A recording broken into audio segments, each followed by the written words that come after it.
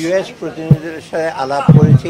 আমাদের আলাপের মূল বিষয়বস্তু হলো ওদের ট্রেজারি ডিপার্টমেন্টের সাথে আর USAID, বিশেষ করে আর্থিক সংস্কার এবং আর্থিক খাতে যেগুলি সহযোগিতাগুলো দরকার সেটা। আর দ্বিতীয়ত বাণিজ্যের ক্ষেত্রে, বাণিজ্যে আমরা এক্সপোর্ট ডাইভার্সিফিকেশন এবং এক্সপোর্ট বা আমাদের বাণিজ্যের ব্যাপারে অন্যান্য কারিগরি সহায়তা বা বাজার এক্সপ্লোর করার এই সমস্ত আলোচনা হয়েছে। ওরা বলেছে আমরা ডেফিনিট কর্ম পরিকল্পনা নিয়ে আমরা এগুবো, এগুলো তারা এবারে সহযোগিতা করার আশ্বাস দিয়েছে। স্যার এটা চুক্তির অ্যামেন্ডমেন্টের কথা আমরা স্যার দেখলাম, এটার না চুক্তির না অ্যামেন্ডমেন্ট, এইটা যে চুক্তিটা ছিল ওইটা নতুন করে আরো $200 মিলিয়ন যোগ করা হয়েছিল, তাই না? ওইটা আমি ডিটেল বলবো,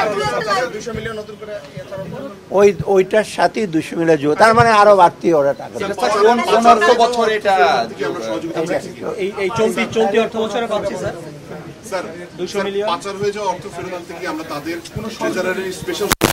এইগুলো সব আলাপ হয়েছে, আমরা পরে এগুলো আরো ডিটেল আলোচনা।